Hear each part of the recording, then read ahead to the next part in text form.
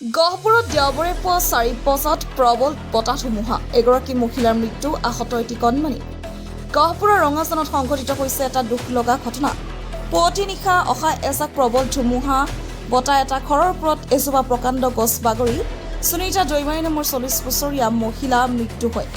লগতে মহিলাগৰাকীৰ কাষত শুই থকা 5 বছৰীয়া এটা কণমানি গুৰুতৰভাৱে আঘাতপ্ৰাপ্ত হয়। বৰ্তমান ঘৰখনৰ লগতে গাঁওখনত শোকৰ বন্যা বোৱা পৰিলক্ষিত হৈছে।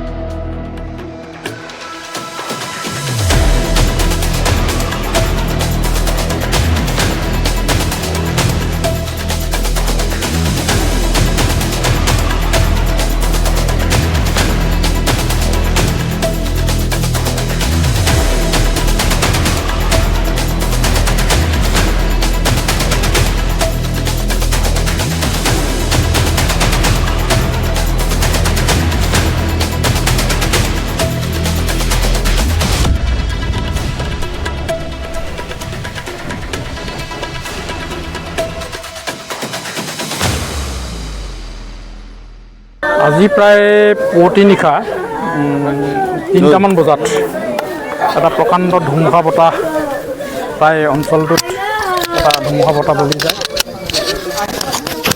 এই ক্ষেত্ৰতে আমাৰ এই দক্ষিণ ৰঙাজান গাঁৱৰ নিবাসী দীপেন দৈমাৰীৰ আৰ্জা সুনীতা দৈমাৰী প্ৰকাণ্ড গছ গাত পৰি থিতাতে মৃত্যুমুখত পৰে।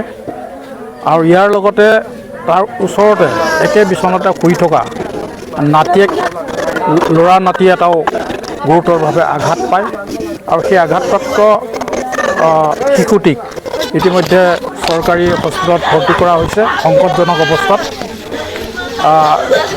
এই ক্ষেত্ৰত অভাৱনীয়ভাৱে এই অঞ্চলত এটা শোকৰ ছাঁ পৰিছে।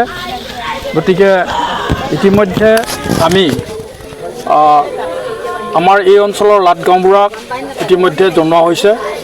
আৰু তেখেতে খবৰ পোৱাৰ লগে লগে প্ৰায় 4টামান বজাত আহি এই গছজোপা কাটি মুকলি কৰি মৃতদেহটো তাৰ পৰা বাহিৰ কৰা হয়। আৰু আমি ভাবোঁ এনে প্ৰাকৃতিক দুৰ্যোগত মৃত্যু হোৱা এই দুৰ্ভগীয়া পৰিয়ালটোক চৰকাৰীভাৱে কিছু আৰ্থিক সাহাৰ্য প্ৰদান কৰিবৰ কাৰণে আমি আৰু শিশুটিক যিটো গুৰুতৰভাৱে আহত হৈছে সেই শিশুটিক যাতে উপযুক্ত চিকিৎসা প্ৰদান কৰাৰ ব্যৱস্থা লয় তাৰ কাৰণে আমি আহ্বান জনাইছোঁ। আমাৰ গাঁৱৰ এইটো হ'ল দক্ষিণ ৰঙাজান। এই দক্ষিণ ৰঙাজানৰ আমাৰ 45 ঘৰ গিৰি আছে। ইয়াৰ ভিতৰত যোৱা ৰাতি যিটো 3:30মান বজাত যিটো বতাহজাক আহিছিলে, এই বতাহজাকৰ ফলত ওচৰতে থকা পমা গছ এজোপা ঘৰৰ ওপৰত পৰি ঘৰ ভাঙি মানুহজনীৰ গাত হেঁচা মাৰি মানুহজনী মৃত্যুমুখত পৰিবলগীয়া হয়। আৰু মানুহজনী মৃত্যু হোৱাৰ পাছত মানুহজনীক গাঁৱৰ তথা ঘৰৰ মানুহখিনিয়ে টানি উলিয়াইছিলে যদিও টানিব নোৱাৰিলে। বিশেষকৈ গছজোপা কাটি কুটিহে মানুহজনীক বাহিৰ কৰা হৈছে।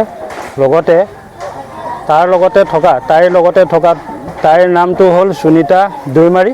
আৰু সুনীতা দৈমাৰীৰ লগতে একেলগে শুই থকা নাতিয়েক এজনী গুৰুতৰভাৱে আঘাত হৈছে। তেখেতকো গহপুৰ মেডিকেলত চিকিৎসাৰ কাৰণে তুৰন্ত নিয়া হৈছিলে, কিন্তু অৱশেষত গহপুৰৰ পৰা ৰেফাৰ দি বৰ্তমান এতিয়া উন্নত চিকিৎসাৰ কাৰণে ব্যৱস্থা কৰিব দিছে ডক্টৰৰ পক্ষৰ পৰা। কিন্তু এতিয়ালৈকে চিকিৎসাটো কৰিবলৈ উপযুক্ত সমৰ্থক হোৱা নাই, কাৰণ মানুহঘৰ বৰ জুৰুলা অৱস্থাত আছিলে। সেয়েহে গতিকে উক্ত ওপৰৱালাসকলক অনুৰোধ কৰিছোঁ যে শিশুটিক যাতে উপযুক্ত চিকিৎসা কৰিবলৈ আৰু ব্যক্তিঘৰক যাতে এটা সুস্থ পৰিৱেশত আনিবৰ কাৰণে আপোনালোকৰ পৰা সহায় ভিক্ষা কৰিছোঁ।